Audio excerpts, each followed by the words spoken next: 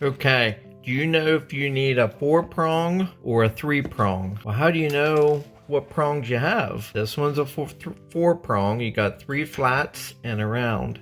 And that's a ground, is the round one. Any plug can work. So your question might be, well, how do I know if I need a 4-prong or a 3-prong? Based on the receptacle that's behind your stove. It's in the wall. So let's go check that out. So this is behind our stove. And 1, 2, 3, 4.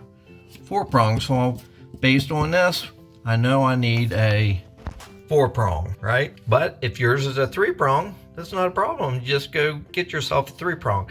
Now I'm going to go ahead and put it in the description below whether you need based on your wall, you need a 3-prong or a 4-prong, and I'll put those down there to be convenient for you. That's as easy as it gets. So thank you for watching. If you saw this video helpful, give us a thumbs up on your way out, and you have yourself a great day, and we'll see you on the next one.